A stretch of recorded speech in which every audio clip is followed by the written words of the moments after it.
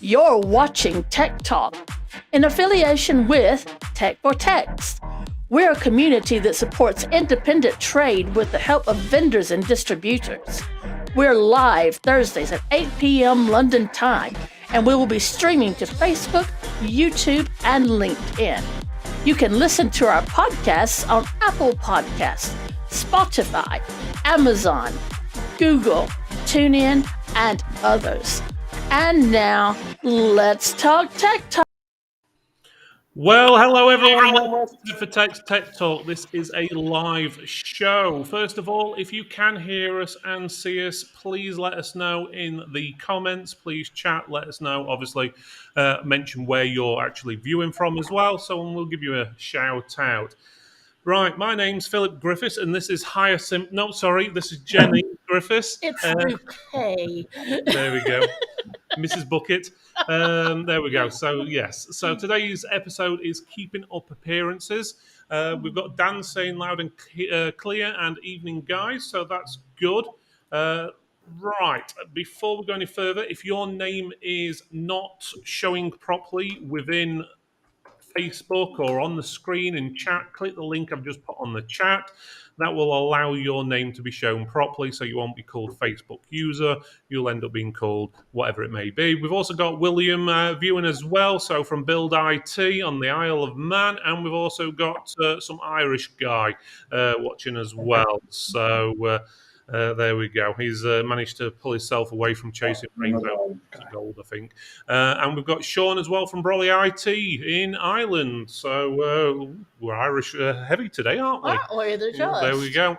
We've also got Raheem as well. So let's have a look. Good evening, guys. I see Celtic Computers are using the free webcam they won at TechMax. Oh, dear. So it happens sometimes on live stream. There's always one. It's not necessarily the computer they're using. It's just the way it's the stream goes sometimes. So we've got Dan to mention. He's from CMS, but most people know, and that's CMS Distribution. And we've also got Facebook user saying good evening from Rayleigh Computer Shop as well. Facebook user, if you would like to click the link I put in the chat a few seconds ago, and your name will actually allow you to be seen. So let me just put that on the chat again for you. There we go. Right, so we've got, well, I say free guests. We've got free guests and a +1, I think is probably the best way of doing it. So, yeah. So there we go. Obviously, Graham wasn't on the list, what I was given. So Graham is the gate crasher tonight. So yeah. So Willie was saying that the T-shirt clearly went overboard. That's why he clear a picture. But we've also got Ben as well from Bugs and Bytes, obviously refurbished laptops and so forth. So if you're interested in that, contact Ben. Right, okay, so let's get on with the show. So let's start off with Alison. Alison, if you want to let everyone know who you are, what you do, and if you've got a tip, story, or some advice for us, or even news. Sure. Okay. So I'm Alison, Alison Cook. I am one of the directors of East Anglian Data Recovery, or EADR as we're most commonly known now these days. We're based in Norfolk, but we run a data recovery service for techs like yourselves, as well as end users up and down the country. We do go into Ireland and even Europe too. So we help out when you can't recover the data in-house and need a little bit of extra help with that side of things. My tip for today is leave the door open with your customers. We've had a series over the last few weeks of customers that have come back to us where we've previously been in contact with them sort of 2 years ago, had hard drives at the time, spoke to them about getting the data recovered. They parked it at that time, but just because of the way that we spoke to them and we handled their inquiry, when they did decide to move forward, they came back to us. So that's my top tip. Never shut the door, always leave it on a friendly basis, and they'll come back to you. Okay, that's That's brilliant. that's a good tip right Definitely there. good advice there. So never shut the door in someone's face. No. No, There you never. go. You never know. It might be no for now, but Exactly. That's it. Call me saying cool t-shirt. Question is, who is he saying cool t-shirt to? Saying it to Alison, Ken. I have a feeling it's going to be to Graham and Jenny because they're both wearing matching shirts. yeah. Poppy sent me and Phil some T-shirts, and I decided to wear one tonight, being that she decided to come on the show tonight, her and Graham. And then I got a parcel this week, and I didn't know what in the world it was because I hadn't ordered anything. And Allison had sent me the EADR official sports bottle. And not only that, did I got an ink pen, and I got some little tablets to write on. Every girl's dream. So it'll match my torch and my EADR coffee mug. So I've got a collection going here. We're at a whole set now.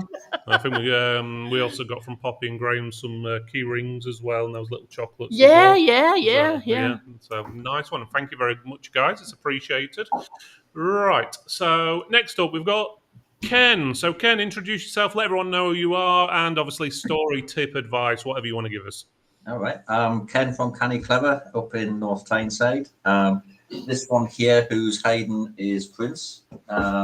You might hear snoring in a bit. It's not me, it's him. We obviously do IT, retail, and business-to-business IT support.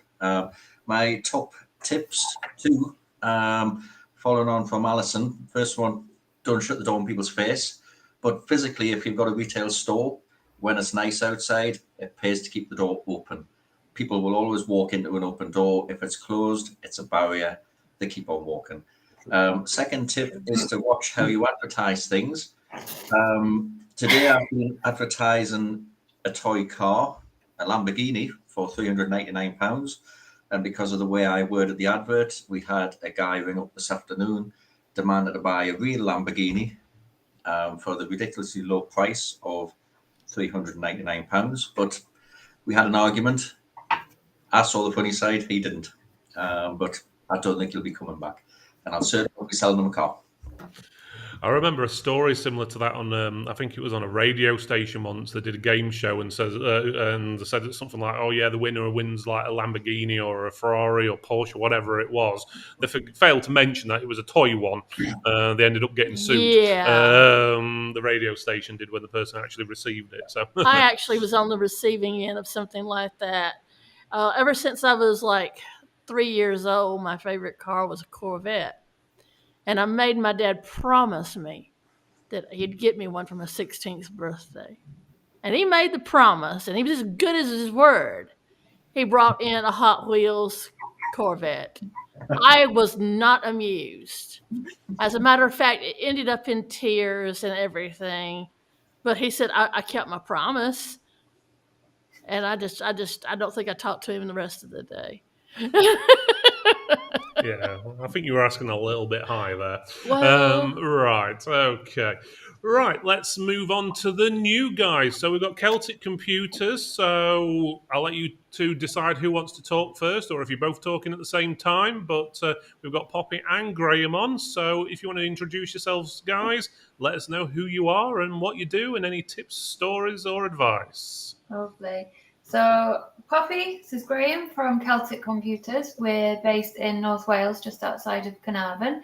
We have computer repair and sales shop here, and I'll pass over to Graham for our story. So it's kind of a story, kind of a tip. We were last week, some of you may know, we went to Ireland for a few days. And while we were there, we went down to Cork to meet up with the team from Crosshaven Computers. We had a great time. They're fantastic hosts, and we just a wonderful couple of days with them. It was really nice.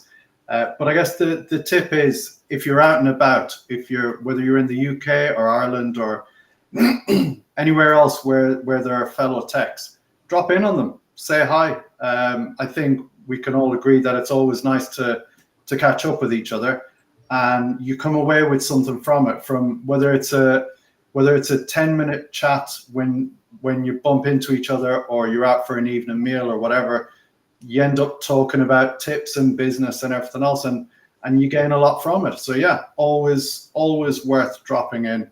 And thank you to Crosshaven for hosting us. Yeah. Nice one. I'm going to say Cormac's a good guy. Let me just turn that off. There we go. Right. Okay. So, your picture quality's improved now. That would made you smaller. Typical, isn't it? So, but yeah, nice one. Thank you for the introduction, guys. Again, chat. If you've got anything you'd like to say, feel free to put it in the chat. Obviously, shout out where you're from, and we'll give you a shout out and so forth. So, right, let's go on to Madam, or the boss, or whatever you want to call yourself. So, what's your tip story of the day? Or obviously introduce yourself as well. Oh, well, basically, we've had some questions in the Tech for Techs group. And it says, is this legit? I've been getting this quite a lot. And if you will pop it on the screen for us, Phil. Basically, it comes from Meta Business, which is the Facebook police, you might say. And they're saying, hello, our terms of service were broken by your page. It was brought to our attention. Well, now, first of all, if you will read the email address, if it says at outlook.com or gmail.com, that's a dead giveaway. Also, things to look out for is grammar and punctuation, and things like that. So I'm not saying that all of these things that say Meta are scams, but the majority. Right now, there's a huge amount of them going around to different people, and so totally ignore it right now. Yeah, I'm going to say I've seen a few being sent directly to obviously people's messenger in Facebook and stuff like that as well. So generally it's a scam. Best way to do it, if you're not sure, is just log directly in the account and it'll flag it if there's an issue. It's the same with most things, the same as we've been telling our customers for years.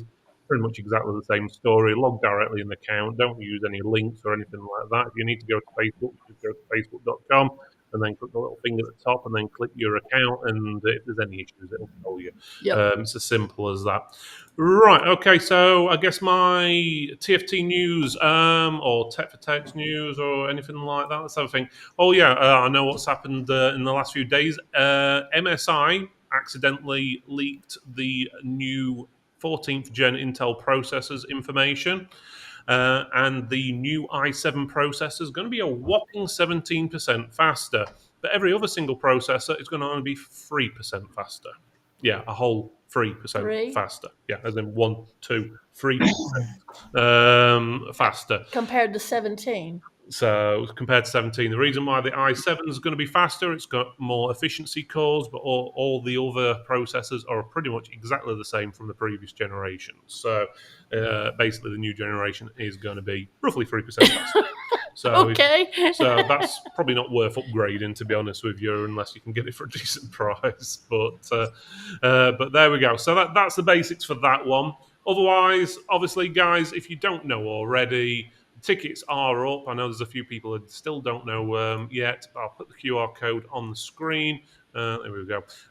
So it's on the bottom of the screen and the web address. If you haven't already got tickets, go get them. It's for if you're not wanting lunch or stay for the evening or anything like that. They're from 99p. If you want to include lunch, it's only £1. So really, you're only paying 1 pence extra for your lunch, which is pretty good going.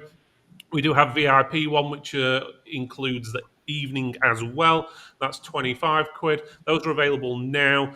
The VIP ones are roughly around about 60% sold already. Yeah. So, and we've only been selling them for a couple of weeks now, I think it is. So I have a feeling they'll be gone in the next month, if not sooner.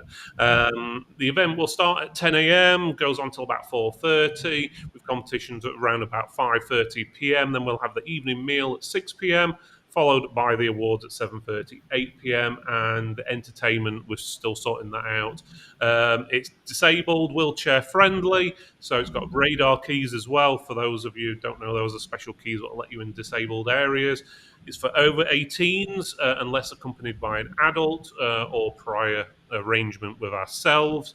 Obviously, students are welcome and stuff like that, as long as obviously they understand there's going to be adult conversations, adult humour, and there's going to be alcohol. And they will need to be accompanied by an adult. Yeah, as I said, so it needs to be accompanied with an adult, and there's going to be a lot of alcohol. And going by anything from our alcohol bill from this year, there was a lot of alcohol drunk. Let's put it that way. So we've got one of the people with us tonight that's going to be at TechMax. Miss Alison Cook is going to stand there at TechMax for her 3rd year in a row. Yes, we're very pleased to be part of that again. It's going to be exciting. That's it.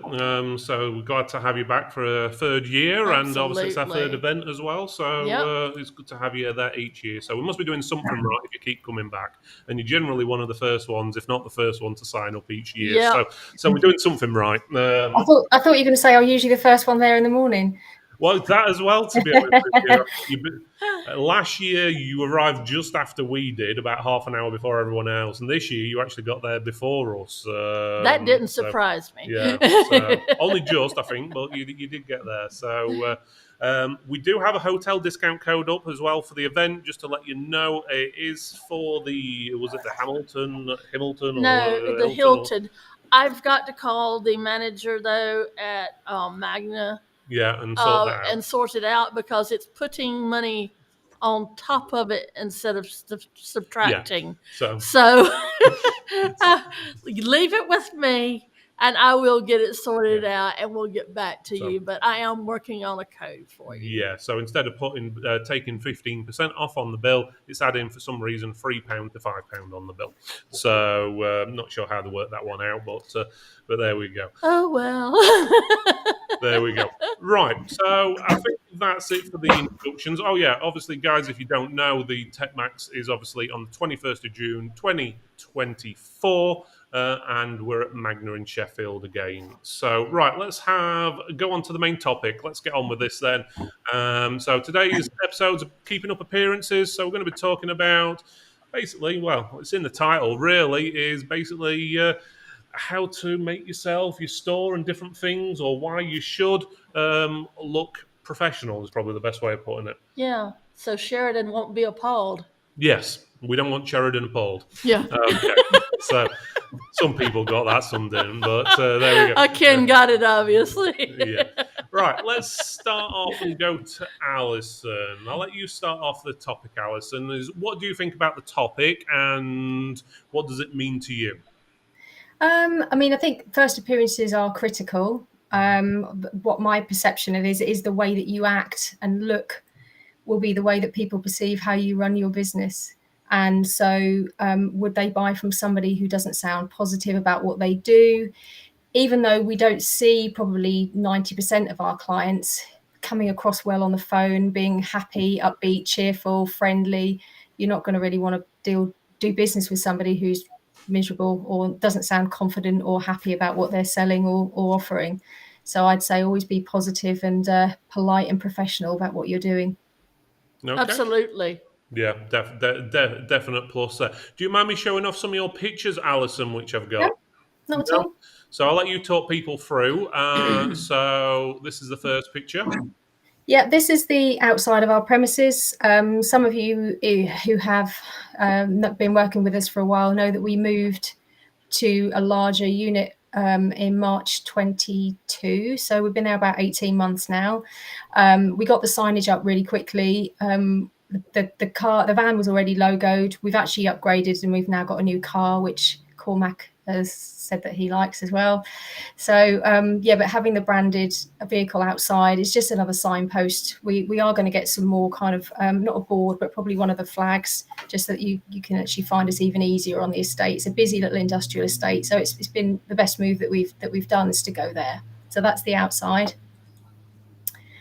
This is our reception area. Before we had a tiny reception with not any seating. So when we moved here, it was really important for us to have somewhere to welcome clients in. Obviously, it's quite important when we see people at the beginning, because we're gaining the information about why why they're bringing their hard drive to us, the circumstances behind the failure. So it's good to be able to sit down, take notes, and obviously it's a good way to have a conversation sort of directly with people. You start to earn their trust as well when you're talking to them about what they're after from their drive, because although the mechanics of what we do is fairly similar in each circumstance, as in we're recovering data, there's always a backstory, and there's always sort of something personal or business related to what they're trying to recover. So we get a little bit background about what's been going on. It's a very welcoming looking area. Yeah, I was looking at the plants there. I think they bring it together and make it have that at home feel and less stressful. We like the plants. I mean, they're probably like trebled in size since we moved them, so we might have to replant them back at home and bring some smaller ones in. But we love the plants. I like that, though. Yeah, it was nice. I'm going to say we managed to visit. Yeah, we did earlier this year, weren't it? I think it's gone fast. Yeah. And this is our little cabinet. We started off with the Tech Award for 2021. And then we've been really proud to have earned the last two as well. So we've got one more layer in there to fill, to move the hard drives out of the way. They'll get shifted out hopefully at some stage.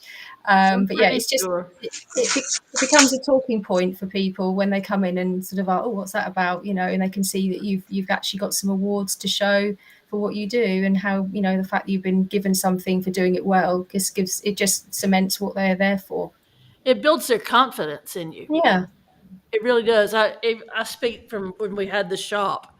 They would look around and see the tombstones that we've gotten from Target Components and PCR awards, and oh, good job on your award. Yeah, I see you've got another one there. And it give them something to talk about, and it instilled them with confidence. So. Yeah, that's it. It's surprising where awards can lead you. You just have to make sure you promote them well enough as well. So, but yeah, you're definitely showing them off, that's for sure. We've also got a couple more pictures for you. So let's have a look where that was.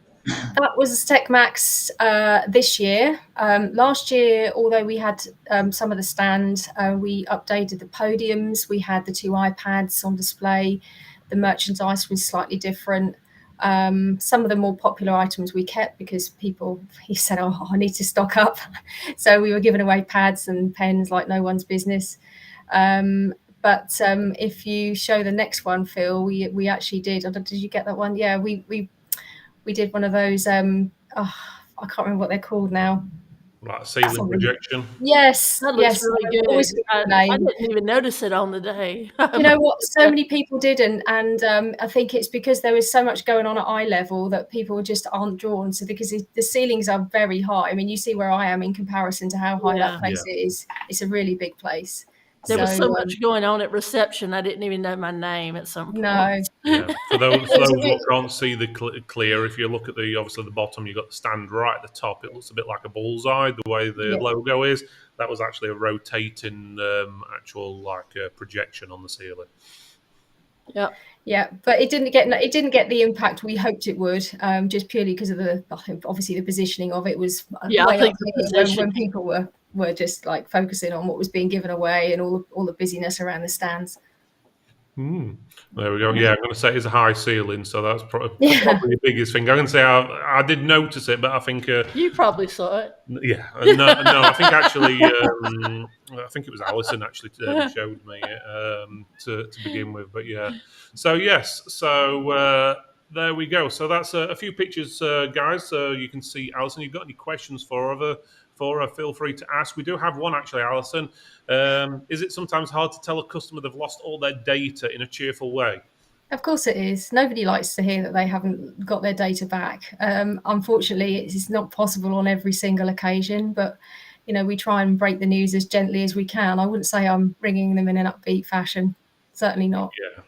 It's one of those things you don't want to give bad news, do you? No. So I think that goes for us all. I'm going to say I'm not sure who Facebook user is, but I'm pretty sure you've had times when you can't fix a computer or a phone or whatever it is you're doing, and it's going to be the same sort of story, sort of thing, and depending on obviously if there's data on it or not as I well. think if you gave him that bad news with a smile on your face, you'd kind of be on the verge of looking like a psychopath or something. Yeah, Either that or you get a good slap. I think someone would want to bless my heart quite badly then.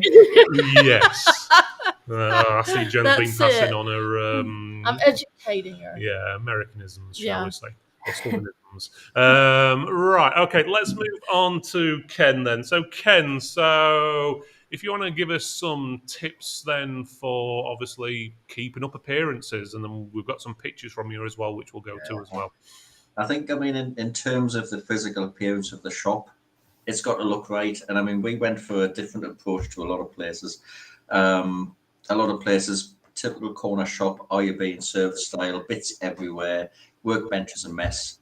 We tried to sit somewhere between that and Curry's in terms of we need to sell things to stay afloat. So we do have displays, we do have a work area.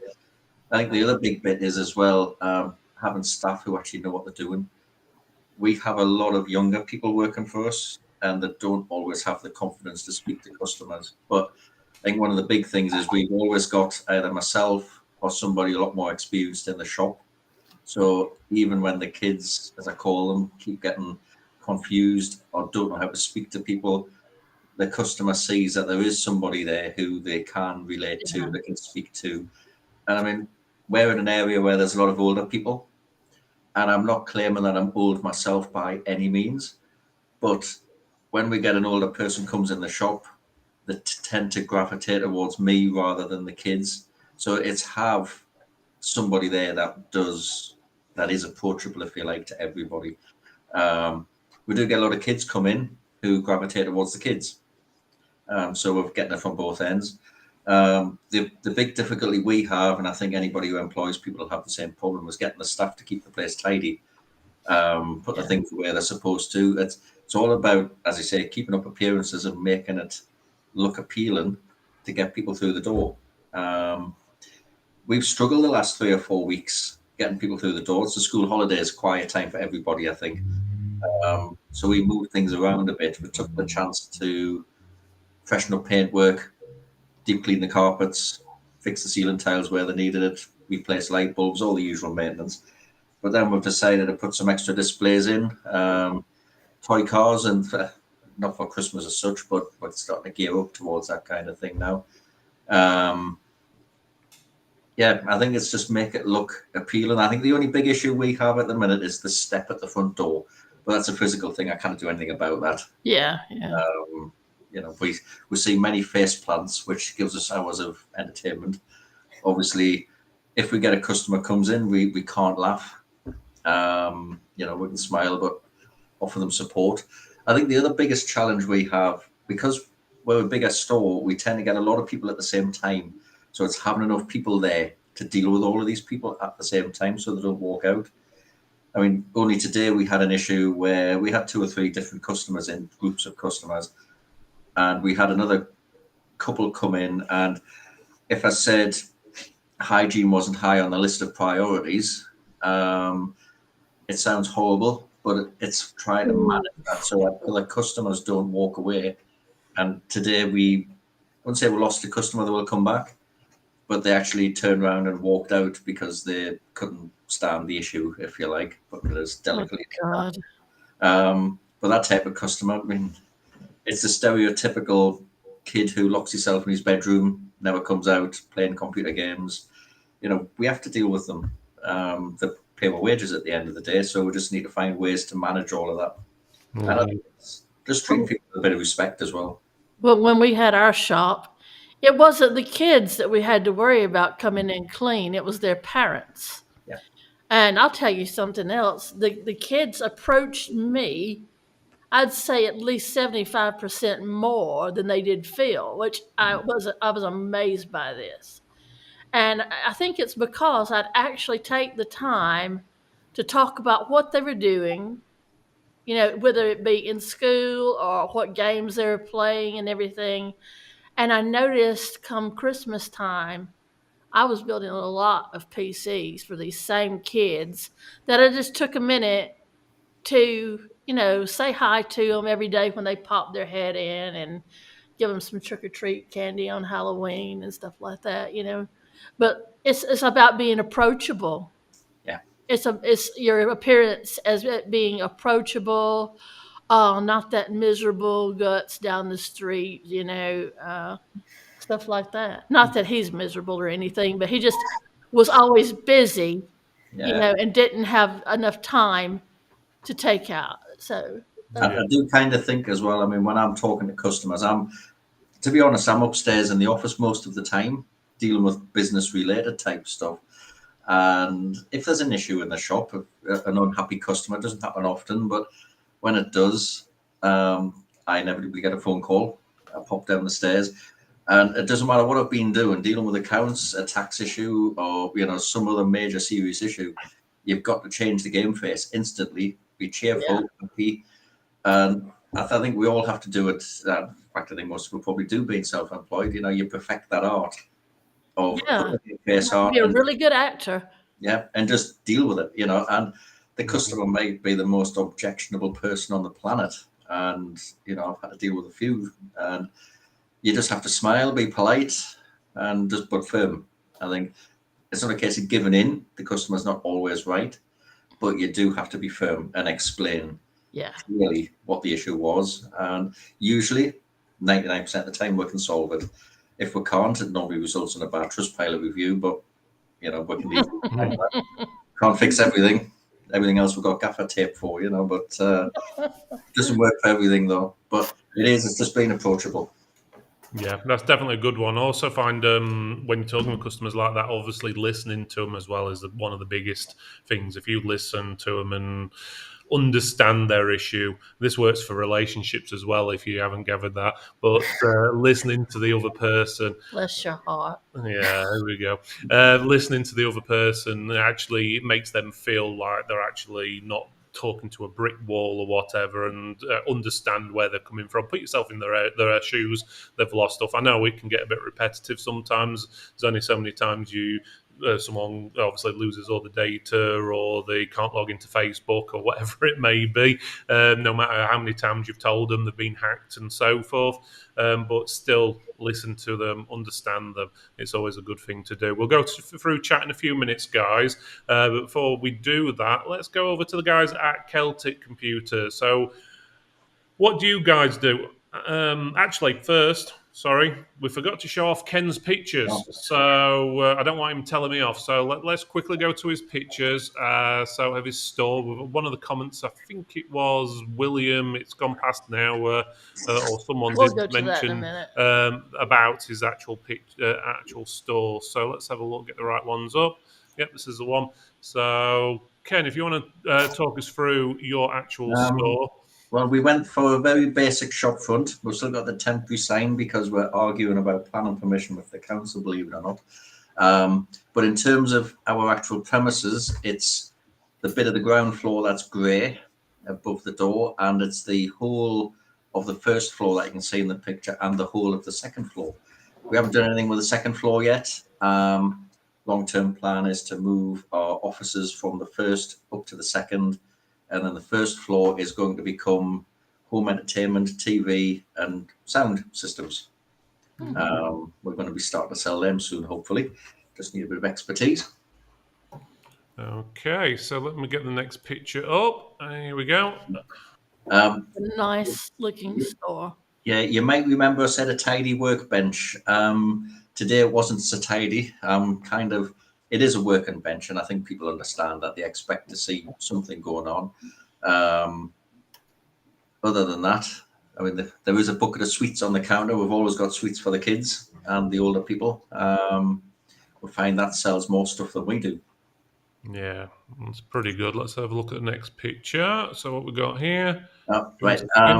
This is from the back of the store looking forwards. Now, initially we started off with 2 consultation tables at the back where we could do quotes on the spot for people. They're being retired this next couple of weeks, and that area is being converted into a business centre, a bit like PC World do. Not that we're copying, of course. So, we'll be offering everything from telecoms, broadband, photocopiers, card machines, the whole works, as well as laptops. We started, rather than do the quotes for customers there, we moved them to the big screen at the front, which is on another picture. There we go. I like your signage. It's very personal. It's got a picture of you, and I don't know who the younger lad is. And then it's even got prints on it. It makes it personal. I like that. Yeah, And we'll and see it's a lot very of people. uniform. Yes. Yeah, we'll see a lot of people come in just to play with Prince, and I mean it's great. I mean he gets a bit fed up, he gets a bit cranky by about 2:00. He just wants to go upstairs and go to sleep. I can imagine. But we've got a big screen upstairs opposite my desk with a CCTV on. One of the cameras faces the door. As soon as he sees somebody coming in the door, he's back out of his bed, he's down the stairs, and World War III breaks out again. But when we did the quotes at the back of the shop, we found it was a bit crowded, especially if there's a family, because it usually is a family affair. A couple of kids, a couple of parents, gets a bit crowded. So we moved it to that big touch screen that Thomas is modeling there. We bought the screen cheap, and so if we use the Target product builder on there, it's actually quite easy. We've just bought in the cars as well. They're actually bigger than they look on there. But behind the cars, we've got a bit where we have a DJ sort of area set up. We sell DJ kit as well, so we get the kids in every other week, and they have a session on the decks, if you like, with a DJ. Got the disco lights up there for them and all the rest of it. It just builds a bit of atmosphere. We find a bit of audience participation sells things a lot easier. Yeah. That bench in the middle, there's a demonstration PC there with VR on it. I think it's the HTC Vive Pro on there at the minute. But where that group of kids is standing, they're actually waiting to start a guided build with us. So we let the kids build their own PC under guidance from us. Obviously, we supervise. So we get all the components out. We normally encourage them to bring a few friends with them. Two purposes. It's a bit of company for them. Plus, the kids then go home and tell their mom that they've just done this wonderful thing and they need to buy a new computer and where the place to get it. So 2 birds, 1 stone. Generally takes a couple of hours, but we keep that bench clear just for that purpose. Doing about 4 or 5 of those a week at the minute. Well, that's pretty good then. So That you're is. doing really good. Nice looking store as well. Probably not easiest to see on the screen, especially if you're watching on a phone or whatever, because a lot of the images are sort of like the what they're called, that sort of stretched out. Yeah. I know the name of it, but I can't think of it at the moment. But yeah, so sort of a Panoramic? panoramic sort of type picture. But yeah, definitely a nice looking store. And as I was saying, everything's nice and uniform there, and Yeah. definitely Even down to the stands out. color jacket he wears matches the carpet, which matches the signage. And Mhm. I mean, Yeah, everything looks it's pretty very good. uniform. Yeah. That's it. Right. Before we go to chat, let's go to Celtic Computers then. So, right, it's your guys' turn now. So, tell us how you make, well, the topic basically, how do you keep up appearances? How do you stand out from the rest? Do you clean? Well, hopefully you clean, and Phil. so forth. And we've got some pictures as well we'll show off in a few seconds. I think one of the most important things for us is that we want anyone who comes into the shop to just feel comfortable in here. Like my experience of, I lived around the corner to a computer repair shop when I was in my teens. And if I had to go in there for something, I just felt so uncomfortable because I didn't know what anything was. And it was like boxes stacked up to the ceiling. And I found it intimidating and not a nice environment to be in. Just felt very uncomfortable. So we just want absolutely anybody and everybody who's passing to pop in and just be like, well, what do you do in here then? And just to feel not out of their depth in here and just comfortable. Okay, sounds pretty good. Yeah, I'm going to say it's sometimes a bit hard, and I know a lot of shops you go in, especially older computer shops, what have probably been trading for a few years, and they can probably seem quite intimidating to a few people because they don't look as smart and as posh as some things. Sometimes look a little bit thrown around and so forth. And Do you remember yeah. the one we went to in the States? You were going to get me something. I don't know if it's a cable or what. Mm-hmm. And I kid you not, They had these zipper bags that you take to the airport with your individual goods.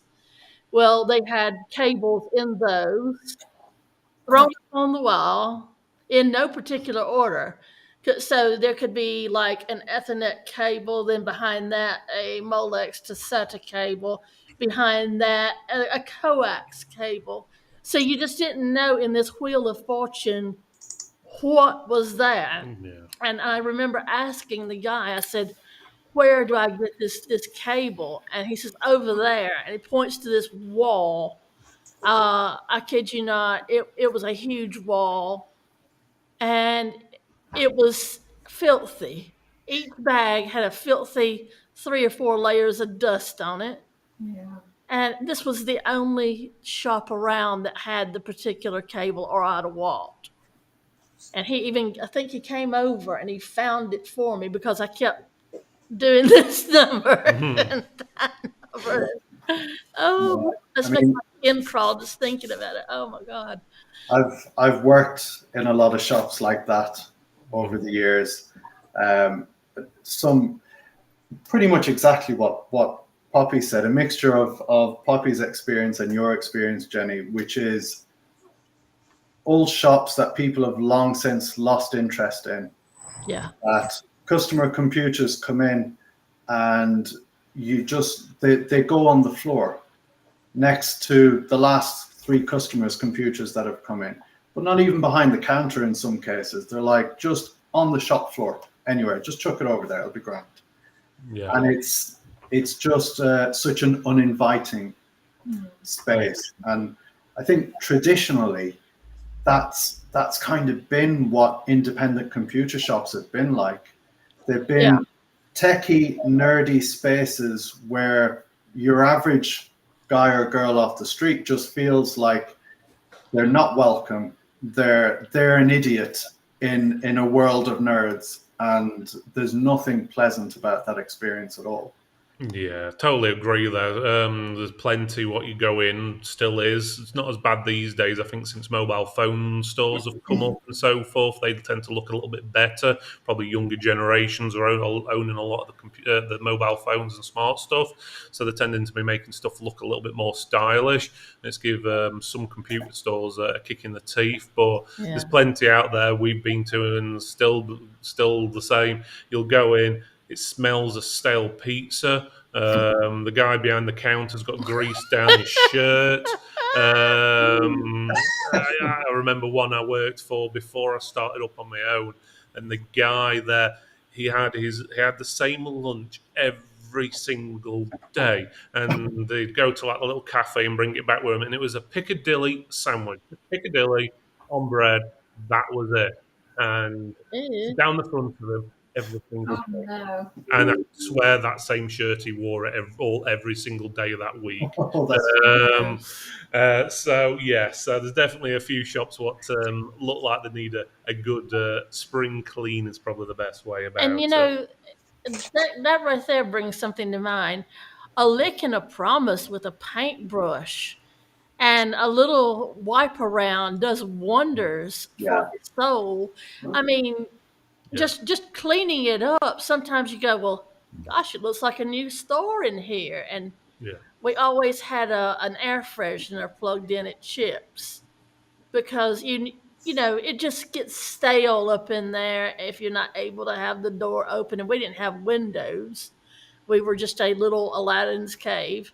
So I always kept a little air freshener going, and you'd be amazed how much that did. Yeah, with diffuser with oil, that usually helps. And then you can scent it for Christmas as well. So you can make it Christmassy smelling and stuff. And yeah, like mulled wine and stuff like that. It did work. So, but yeah, totally agree there. There's a lot of that what still goes off. So even for stores, let's put it this way, which haven't got a lot of money to invest for whatever reason, it's obviously a tough environment out there. It doesn't really cost you much to clean or wear a clean shirt, in all honesty, or paint. You can get a tin of paint for I don't know how much a tin of paint is. It what, 15 quid, 20 quid at the most these days.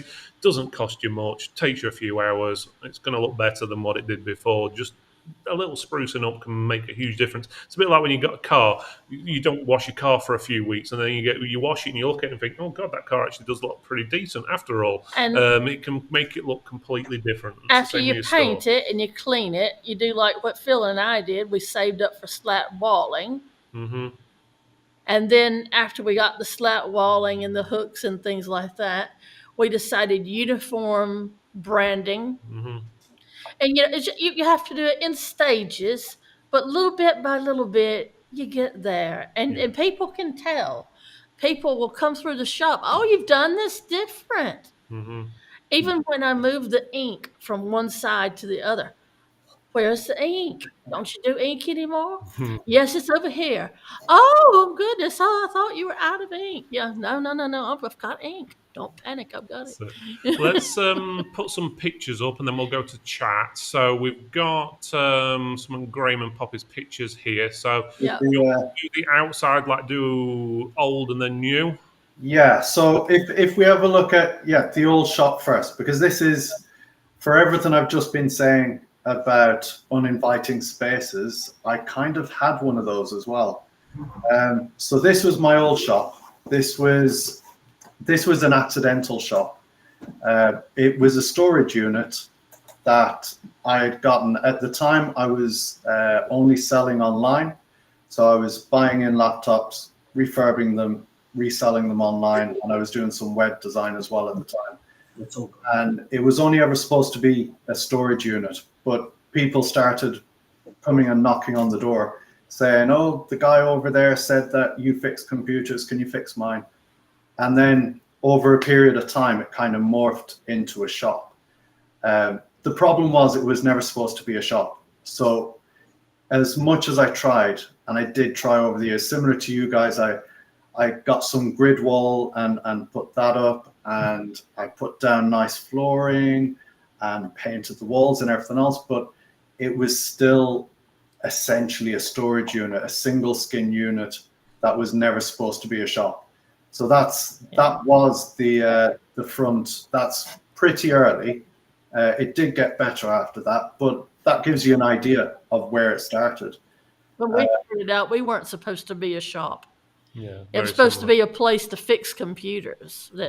Exactly. Yeah, exactly the same. I mean, if I'd been going for a shop from the beginning, I would never have got that building. Of course not. But You know, it was cheap. It served the purpose of what I thought I needed. Yep. And then accidentally became a shop. But what I did learn from that place was everything I wished that was different. Absolutely. So the layout, the shape, it was a rented premises, so there was a limit to how much I could change things. There were no windows, no big windows, so there was very little natural light. It was just Much like ours. I think pictures I've seen of your place, I think quite similar setup, and you make do with you do as you can do with it. Yeah. Mm-hmm. But ultimately, what I learned from it was everything I wanted to do. So as soon as we had the opportunity here, through a set of unfortunate circumstances, but we ended up with an opportunity to start again from scratch with our own premises that we could do whatever we wanted with. That was a bit of a godsend, because immediately I was like, I know what I want. I know how it needs to look. And then all the stuff I got wrong, Poppy got right. So that's how we ended up. So if you wouldn't mind, Phil, showing the pictures of the A quick question before I put that on. Even though what happened was quite bad, are you actually glad it sort of happened now because it forced you to move on? Yeah, I mean, it's difficult to ever admit you're grateful for being burgled, but it put us where we are now. And I'm not sure that we would have got planning permission for where we are now if it hadn't have been for the circumstances. Yeah. Yeah. That's true. So it sort of helped you move on in a way that a lot of It times went I from hear a that curse a lot. to a blessing. Yeah. Yeah. If you manage to fight through that issue, usually you come out a lot stronger afterwards, and it definitely seems like that. So let me stick the pictures up so you guys. So again, this is the outside before. Now this is obviously it's a different premises, but this is the outside now. Yeah, Look at that beautiful store. that's our baby. It was just a shed. It was not a shed, a garage, a big garage beside our house, that was full of motorbikes and junk. And now all the motorbikes and You junk never know it. little shuttered space beside it that you can't see. But yeah, the layout, the frontage, the way you have to walk past all the computers when you walk in, the uncluttered space, everything about it was what I always wished I could have had in the old shop. So this was great. It was literally a clean slate to start again. And it ended up being, as you say, a bit of a blessing in disguise. I was looking through the front door on that page, picture there that was up, and just looking through the front door, it's all so nice and clean and well laid out. So if I was passing by, I'd be compelled to pop in just out of curiosity, if Yeah. nothing else. One thing I like about it is that the door and the glass on either side is clear. I don't mean just clean, but it's actually clear. You haven't got loads of signage all over, bits of paper stuck all over it and so forth. You can actually see the inside of the store. The amount of times people have windows and they completely cover them with artwork. Sometimes the artwork looks really good, but the whole idea of the windows is, as in the shop, is for people to see what's on the inside. And if they can't see on the inside, they may not want to come inside. So that's something to always think about if you are thinking of having artwork is, go do a bit. I mean, it's one thing if don't go you're over the like top. Next or someone that sells clothes and they got their mannequins and the 50% off sale going up, things like that. Mm-hmm. But we're in a different kind of retail where everything needs to be on show. Yeah, so people want to see, especially with sort of things where people are a lot of times scared to go in a technology store anyway, because especially if they're wanting repairs, because they know it usually means bad news. They're going to have to spend lots of money, and the last thing you want to do is turn them away because they just can't see what's going off on the side. So yeah, nice open. We'll go back to the picture of the inside, but there you go if you want to run us through that. Yeah, so, the first thing was the number of people in the old shop that had been customers for years and would come in one day with a brand new laptop saying, can you do this? It's full of junk, whatever. And I'll drop into the conversation the fact that, you didn't buy this from here, thanks. And there's shops that I sell laptops. And I'm like, just turn around, look behind you. Oh yeah, look at that, you do. And We got that too. Yeah. they never saw them. And it's not their fault. It's just the layout. layout. And if you're going into a shop, particularly shops like ours, where, like you say, a lot of the time you're going in because you need something repairing or whatever, then you're not there to browse. You're not there to look around. So if you don't show the customer immediately what you want them to see, and again, first impressions, you only get one chance at it. So show them everything that you do as quickly as you can, so that whatever they're there for today, they'll remember in 6 months' time when they need a new laptop. Oh, that shop I went to that repaired my laptop, they had loads of them on display. I'll go back there and have a look. Mm-hmm. In that picture, I've just got to say, I love what you did. You've got white walls, white ceiling, and a hint of white to the floor. And then you've got this really nice feature wall. Yeah, the I green like wall was that, not because my if you idea. had gone all over the place with what I call NVIDIA green, then it would have been too much. Yeah. But you've got this one wall, what I call a feature wall, and it works. Great. So hats off to whomever decorated it, and the lighting looks good, and it's all clean and everything and tidy. So I'm sure it takes both of you with a white store to keep it as nice and tidy as it is. Yeah, a So lot of well polishing on done. Definitely a lot of polishing. Yeah, the green wall I can't take any credit for. I was Firmly fundamentally against against it. it. You are. You are. And I said, no, we're doing it. Look, if it's that bad, we can paint over it. So I went and bought a tin of paint, like the brightest paint that I could find. And we painted a little bit on. And it was like, oh God, that looks like highlighter. Okay, but stick with it. I don't know. Right, let's quickly go over to the chat. Let me bring chat back up. So again, guys, if you want to comment and so forth, feel free. Let's go through chat, see where we went up to. Got quite a few. I don't think we got up to the one you just passed by. Yeah. There we go. So this is going back to Ken. So, Ken, I have to say that your shop looks awesome. Probably the best I've seen. Your social Thank you. media posts are great as well. So that's from a Facebook user, unfortunately. So I'm not sure who that is. Mark Dennis is saying, let's have a look. Display area has certainly improved our sales. Laptops and PCs running demos, etc. Yeah, I must admit, Mark's store does actually look pretty nice inside. It We need is to do smart. a visit there one of the days and actually see it in person. All the pictures and I've seen over the years definitely looks pretty smart, to be honest with you. He's got a lot in there, but still manages to make it look pretty smart. We've got, oh, that's me, host. Don't need to show that message again. There we go. So William says, how often do you all update your social media pages and run adverts, radio, social, printed? Okay, let's have a quick run through. Alison, how often do you post on social media or do radio, social, print, or anything like that? Not very often, actually. I'd probably say once or twice a month, and it tends to be more of a probably a social thing rather than a we did this, we did that kind of posts. And they tend to get the most engagement for us. We don't really talk too much about what we do, obviously confidentiality purposes. And to be honest, the story's a lot of the same each time we recover some data. Yeah, so we don't post a massive amount. It is something we should probably do more of, to be fair.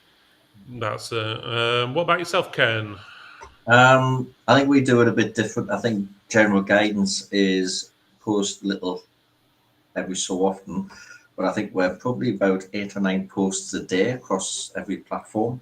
Some are adverts, some are community based, some of it's a bit of advice, bit of a mixture. We've just accidentally hired a PR company, so we're going to be doing a bit of print. And I know we've been talking to some reporters and things, so we're going to be trying to experiment with that a little bit. But I think as often as we can manage, but the difficulty is balancing the time it takes to do all of that with the time it takes for repairs, nails, running the business. I mean, I think you're all in the same boat. There's not enough hours in the day.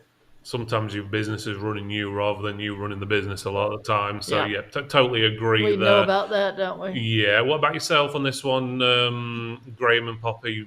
What do you do social media-wise? Do you run any adverts, radio or print or anything like that? We don't really do any radio or print. Graham had done print a few years back and didn't get one return, not one customer from it. We try with the socials to post once or twice a week. We'd like to be able to do more, but as Ken was saying, it's finding the time and the balance to get everything else done. And also echoing Alison there that a lot of our posts aren't really work-related posts. It's the brownies that we were brought in, or look at the shiny lights, or because they're the ones that get the most engagement, or like being in Ireland or Wales or something. That's what people seem to engage with more. Yeah, that's definitely good, and even stuff what's going on locally and stuff like that works well. I always used to do when we had the store a 5-to-1 ratio of basically either tips, advice, useful or funny stuff, with actual sales being the 1 out of the 5 basically. So that seemed to work well for us. But you always got more engagement on the funny or strange or advice than you ever did on any of the sales stuff. But it kept it in people's minds. I always found the ones with Jess to be engaging. Yeah. There was a cat that lived across the street, and she belonged to some girls that lived together. And she would wander across when we'd leave the door open, and she'd come in and have a sniff around. And I'd ask her what she'd found, and she'd always put her paw on something different. And I'd take a picture with something and say, "This is approved by Jess." And yeah, it got to be an ongoing thing. And one of our first reviews that we did was a tender mesh system. And Jess was in the review. She let Phil place her around in the photo box, and she put her foot on the tender mesh system, and it was as approved by Jess. And she was a darling little cat, and I really hate that she has passed now, but she earned her wings at TFT. She was absolutely precious, and she was on social media all the time when she wasn't in my arms or going across my keyboard or something. Allison can relate to that. Oh yeah. She did pretty much what she wanted to. Yeah, well, just trying to have a quick look, see if I can find the picture, but couldn't see it. But yeah, so sometimes it's unique things like that can stand out more than anything, to be honest with you. But yeah, totally agree there. Right, let's go on to the next question. Let's have a look what we got. So, should your workbench be visible by customers or out the back? Been doing this for a few years and had some interesting images appear on display that customers can see. Personally, we always had screens facing the opposite way to customers, but we always had a swivel screen, what we could swivel round so a customer can see it. But obviously, these guys might have different views. I don't think Alison has that much of an issue, do you? Because you don't really have a storefront as such. Displaying. No, and the customers only come as far as reception. It's very rare that they come into the actual. But to be honest, there's an admin suite before we even get to the recovery suite and everything. Yeah. So I must admit, your place is very, very organised. Yes, even I have a Steve. Yeah, even Steve's area, shall we call it, where he repairs everything, that is absolutely immaculate in there. I suppose it has to be if you're repairing innards, but they're actually one of the tidiest workspaces which was actually being used that I've actually seen, to be honest. Yeah, it really was. Yeah, he gets cross because he's very, very organised and I'm not.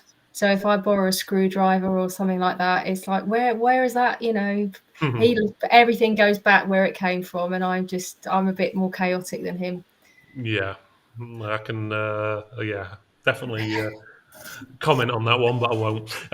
So, Ken, what about yourself? I think that might have been in correspondence to your store. I don't know if it was or not. I know we looked at both ways, and we found after speaking to some customers, because we were in a position where we were in another shop which wasn't doing so well, and suffered a lot of negativity there, and then COVID came and we ended up in the new shop. So again, like others, we had a clean slate. So we decided that the repair space should be visible to customers, because a lot of them want to see the work happening. They want to see where it happens. They don't want to just abandon the £1,000 machine with somebody, then it disappears off into a room somewhere. But where we've got any suspicion that there might be any issues with images, we do have another workbench upstairs. So those will be sifted and off the upstairs.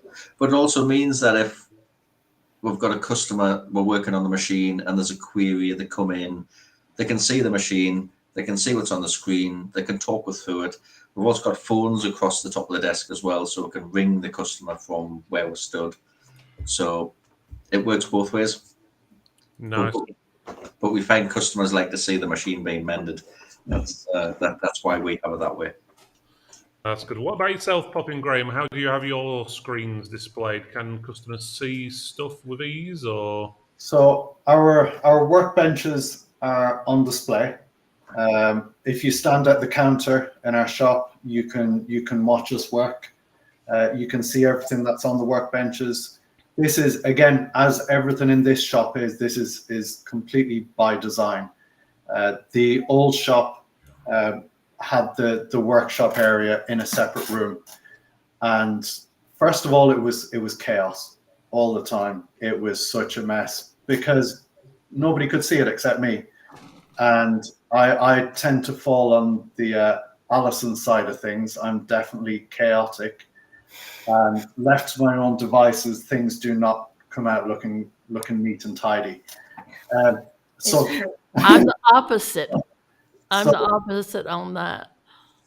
Well, that was the first part of the reason to have the workshop on display. It forces me to stay tidy.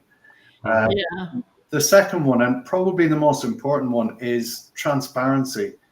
It was actually visiting Ireland, Cork, again, not Cormac's shop this time, though I suspect Cormac knows whose shop I'm talking about.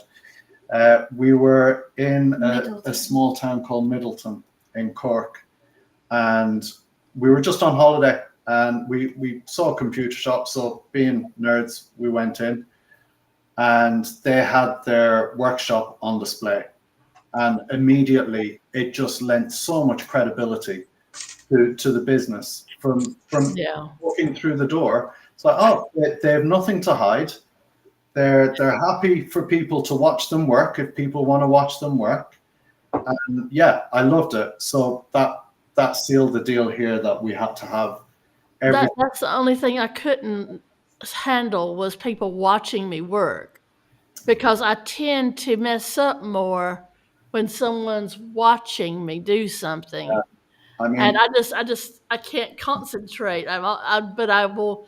Phil got me a mat that was magnetic for my screws when I take apart a laptop. I think he got it at Target Components, and I would draw where the screws went and place them there.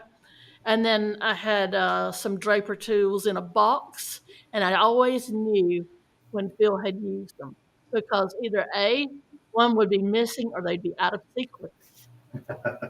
And I always kept the flat heads together and the Phillips heads together in a certain order. So I always knew when Phil had used it. So since then, we've had separate screwdrivers. Yeah, and it's labeled them. So there we go. Right, so let's go on to the next. Actually, first, we found, just for anyone who's interested in the picture of Jess the cat, I managed to find one just here. Oh, So, She was an absolute darling. And sometimes Phil would say, well, what have you done today? And he'd look over at me holding Jess and say, besides play with her. yeah. That's it. Right. My chat's playing up on the side of the screen, so let me go down these ones. How often do you update yours? Have we done that one? Okay, so let's have a look. What's this one from William? Ideally now consider if you are recovering confident. Okay, so he's basically replying to the actual the data question. So Yeah. we'll skip on from that one. if you don't mind, I will just add that all of our displays are swivel. So when we've got a customer machine, the machine and the workings of the machine are visible to everybody, but the contents, whatever's on screen, is not visible to anybody, Yeah. any customer, unless it's their own machine. I'll turn it around, show them what I'm doing. But yeah, I agree with privacy concerns there, but Yeah. Totally. that's how we get around it. Just swivel screens on everything. Yeah, totally agree. I think swivel screens are good, definitely a good idea. William saying that over the years I found that if you go into a shop and you get a hard sell, that you don't want to actually go back. Yeah, it does put you off when someone's actually pressuring you to do something. You're thinking, oh, next time I go in, all they're going to do is try and sell me something you don't want. So obviously don't try and sell people old rubbish. Versus those who are on a salary, far easier to deal with. So obviously that's people on a commission. So yeah, I totally agree there. It's probably a bit why a lot of distributors can be a little bit pushy sometimes. They sometimes call you a lot because unfortunately the distributors, the staff are usually on a commission as well. Yeah. Don't get me wrong, they probably get the standard wage, but the more stuff they sell, obviously the better. So they keep calling you. PC guys saying you're late. Sorry, I can't do much about that. So no good. You've got to be here on time on the next show. Shame on Shame on you. you. Yeah, definitely. You've missed out on some valuable information. This one's saying from Facebook user, good to hear P&G are doing well after bad circumstances. Curse to a blessing. Yeah, totally agree with them there. Thank you. I think that was Will Murray. Well, was it Will Murray? Yeah. He's the supplier of my Biscoff. Yes. Yes. So yeah, he sent you a huge amount, didn't he? Once. So I get all sorts of nice things. People are so nice to me. yeah, I've sold to. Sorry, The PC guy's saying Celtic Computers, that's an awesome transformation. That's pretty good. Thank you, Jay. William's saying, for those considering opening a shop, any tips? How do you know it was time to open a shop? Any pitfalls to avoid? So Well- that's an interesting one. I think that'll take up a whole show, that question, to be We honest with you. knew it was time because we were doing trade shows, and it was costing more to stand each weekend than it would be to have a shop and just have it all in one space. So to me, it just made sense. Yeah, when we say trade shows, we don't mean like Take Max or No, the Target I or mean- Spire ones. We mean like it was more like a car boot sale indoors, Yeah. selling computer stuff. Oh God, and it was Um, so cold and miserable. We travelled. Well, we went to Manchester, Manchester, and Wolverhampton, Sheffield, Leeds, Stoke-on Croydon, trip even a couple Croydon. of times. Yeah, what was that football stadium went down south? It wasn't Croydon. It was It somewhere was. else. We did go to Croydon. We went to Bristol Bristol. one time. Yeah, that was it. Yeah. So yeah, that was an interesting. Talk days. about early mornings. So, Oh, yeah, I think it's one of those things. Sometimes, William, is without going too in depth, is you just have to take that plunge. No one can really tell you it's the right time or not. You just have to gamble if you think it is, but just obviously add it up, like we spoke about on the last show. Add up what your costs are going to be. Can Yeah. you support yourself in that store with your current income? Because there's no guarantee you're going to make any extra money.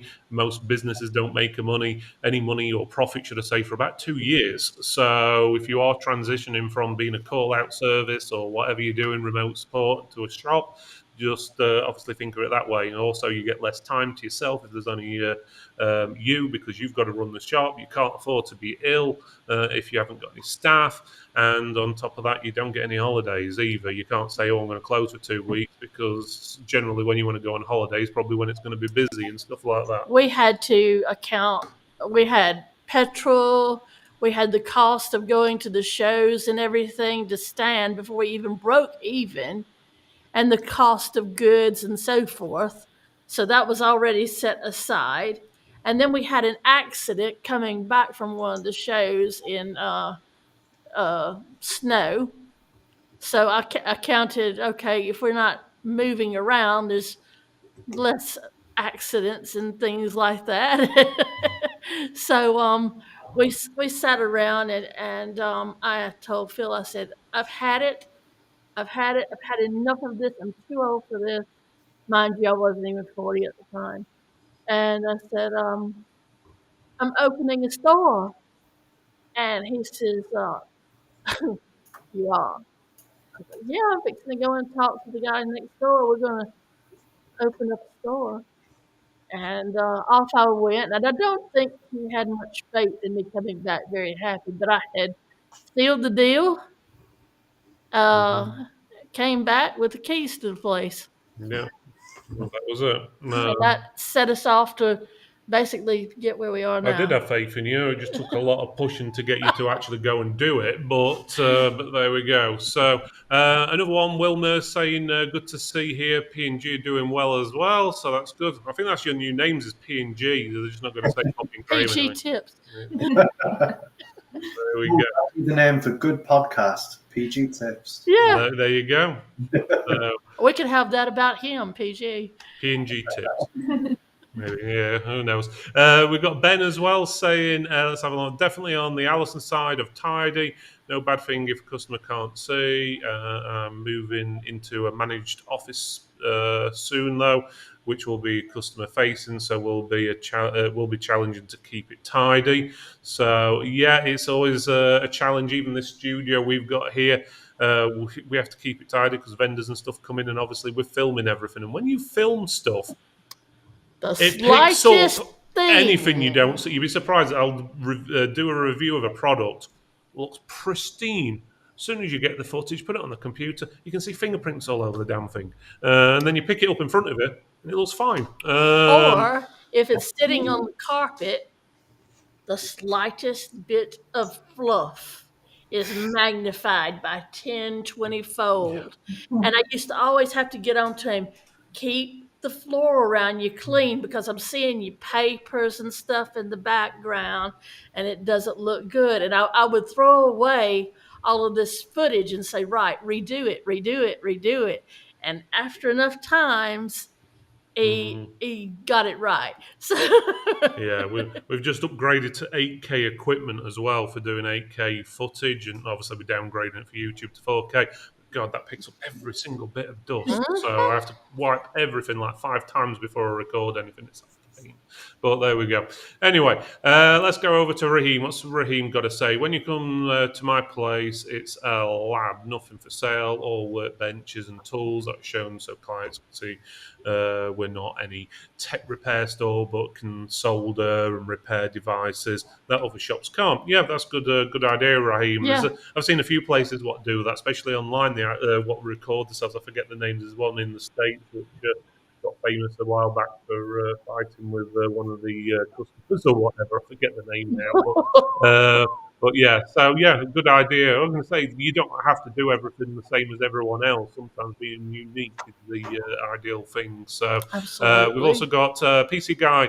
I keep the workbenches separate from the clients. However, they tend to try and follow me half the time, and they are like sheep. Yeah, we had that issue where even though it was a window to look into our repair area, there was like a door and a curtain, and it says staff only, no entry, and you'll walk through there, and they're walking you through. And a guy scared me to death one day. I turned around, and all of a sudden, I was like, "What are you doing here?" And he says, "I'm following you." I said, "I can see that." I said, "But you're supposed to be out there. See, staff only." And I had to just basically move along. Yeah, exactly. It's like, you can't be back here. We got Mark saying he doesn't miss the computer fairs. Yeah, that was a proper name for it. There were the Red Rat ones we did, and then the bowlers. With Eileen. Yeah, and then the bowlers one as well. Bowlers was freezing cold up in. I used to go to Bowlers. Did you? Yeah, years ago. So it's been a few years. It's been way long time since we. Oh God, I would freeze. We had a 2-liter of Coke the first time we went, and I sat it on the floor, and it froze to the floor. It was freezing.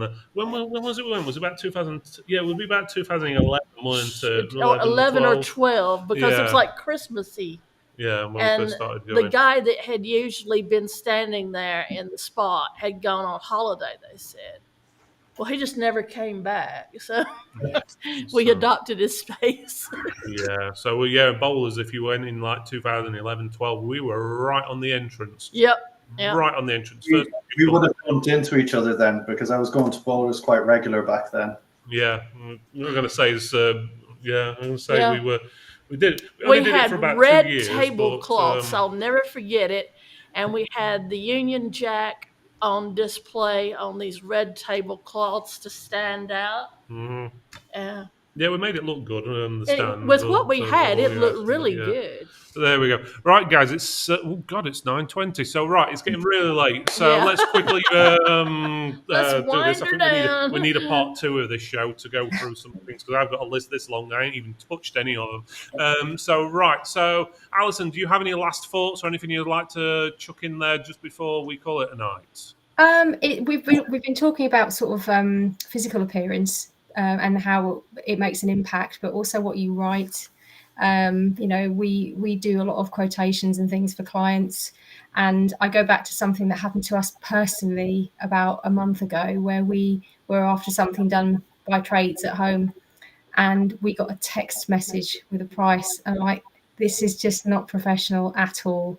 So if you're going to be giving prices out, make sure it's on, your either a PDF or something that looks professional with your logo on. People buy, it shows you have pride and confidence if you're laying your brand out properly, confidence in your own brand. Very good.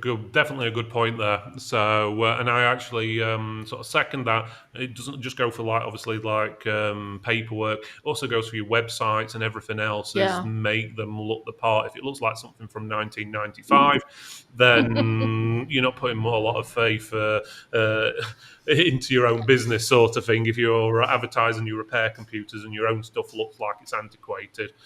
Same with a lot of things, to be honest with you. And so it's just make sure everything, and even answer machine messages and stuff like that, is have everything sort of a uniformed and sounding a bit more professional is probably the best way of doing it. So, When your newest computer looks like Windows 95, there are problems. Yeah, exactly. What about yourself, Ken? Any last thoughts? Just a couple of quick things. We've got some great big windows in our shop, so we change them often. So Halloween, Easter, Christmas, just some of the big things. The locals love it. They keep coming back to see, get the photo took at Christmas even. The other thing is change your shop fittings around, move the shop. Yeah. One of the problems we had, shop fittings are not cheap. They can be quite expensive. So we're part of a group on our high street, quite a decent high street. All the independents will swap things around between them. So That if I've is got good. pelts I don't want, I'll put it on the little group. Somebody will take them and I'll get something from another shop. And I mean, I've had, I think, 3 sets of shelves gone around a few different shops and come back to us.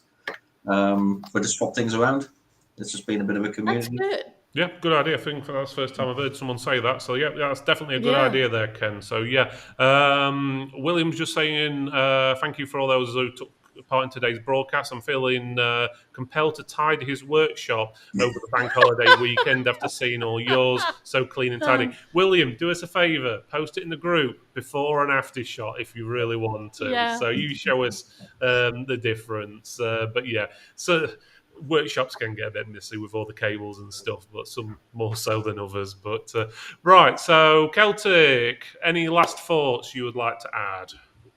I'd like to say to Ken, we adore your shop and your window displays and everything. Thank you. Halloween or coming up to Christmas or Remembrance Day or anything, we're like, what are they doing? Let's have a look. And we get a lot of inspiration from what you guys do. You're just amazing at it. Oh, thank you. Well, that's high praise. That there. is high praise. I mean, I'm quite humbled by that, actually. It's we do put a lot of effort in, so it's nice to know that we're doing right things now and then. Definitely. What I'm going to do is just share some links into chat for everyone. One of them just says Poppy, but there's Graham as well. It's just links to their websites, so you can actually have a look at a bit more information about the stores and so forth, and look how they are set out. So I'm just going to put that into the chat now. This, obviously, if you go to their websites and have a look, just how they're set up, it's the best way. These guys, Alison, Ken, and obviously Graham and Poppy, are all award winners for what they do. And So they're award winners for a reason. yeah, and it's voted by other computer stores or tech like yourselves as well. So even better. So obviously there's a reason why they win awards. There's usually a reason why everyone wins an award. Yeah. Obviously, have a look, see what they have to offer. And to be honest, when we've done awards in the past, we don't generally enter them these days anymore because obviously we give out the awards now. It's But hard to award yourself. when- Hi, Phil. Have an award here, darling.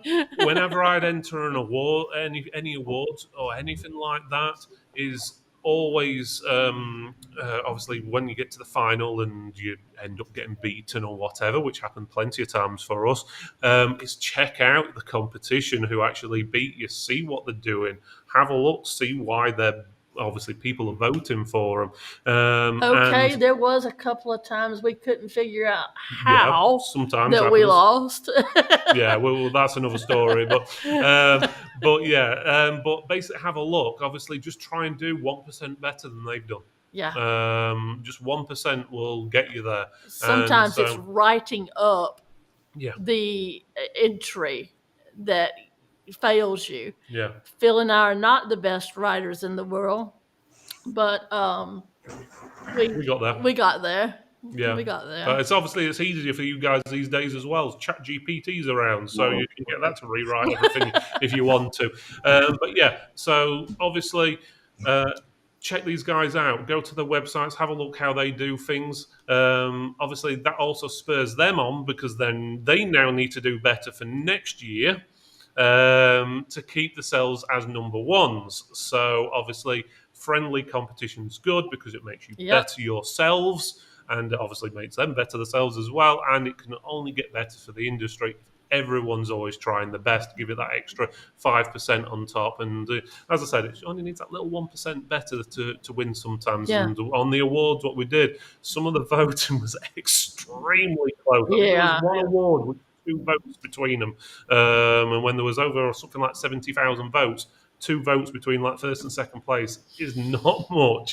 So definitely. Right, we're going to call it there. It's way past bedtime for us, I think. Yes, it so is. we're going to be a little bit over, but thank you again for watching and tuning in. Thank you for Alison. Thank you for Ken. Thank you for obviously Poppy and Graham as well for joining in, or P&G, shall we call them from now on. So thank you guys for joining us. It's been an absolute brilliant show, and I'm pretty sure we could go on for hours and hours. I've got a list of about 20 things, and I think we only commented on one of them. So, Might have to do a part two definitely again. part 2 of this show at some point. Yeah. Right, guys, before I go, you've got to do something, and that is watch this. Are you looking for gear that delivers style, reliability and value? Then you're going to love what Aerocool has to offer. We are more than just a brand. We are a community of people who share a passion for PC gaming and hardware. Our diverse product portfolio is a reflection of our enthusiasm.